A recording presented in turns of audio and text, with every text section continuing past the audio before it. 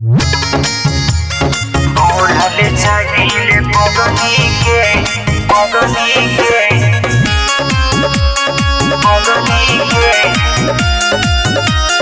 भूले ना पाई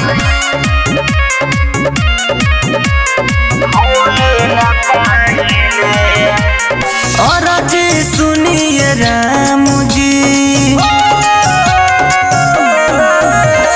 और जी सुनिए राम जी, तो से सुनाइले भूलल चाहिए पगली के भूल ना पाइले, भूलल चाहिए पगली के भूल ना पाइले।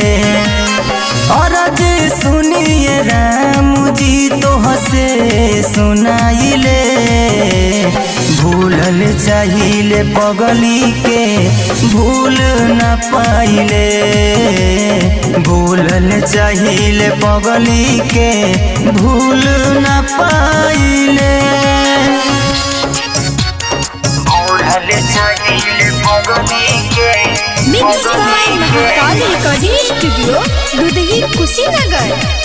भूले ना पाई ओकरा दिल में का रहे चलल नहीं पता, दूसरा के वो होई गइल ऐसने बुझाता।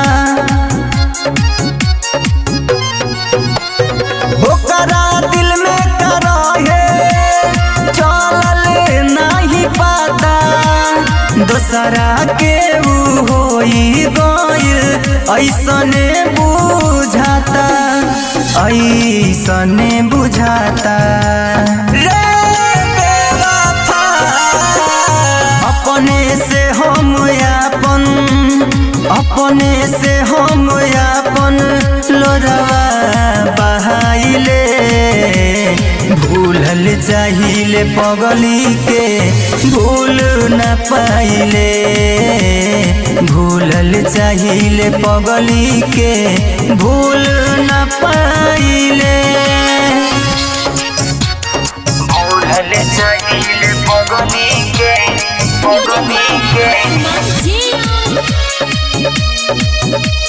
भूले ना पाई राइटर मुमताज राजा जिंदगी भइल पराया, ओकरा नहीं आइल तनिको इन ताज पदाया।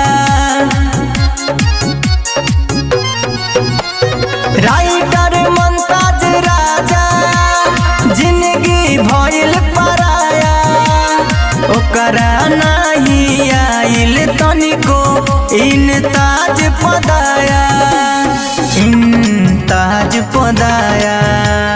हे राम जी दिलवा के हम दर्द, दिलवा के हम दर्द सबसे सुनाइले भूलल चाहिए पगली के भूल ना पाइले, भूलल चाहिए पगली के भूल ना पाइले।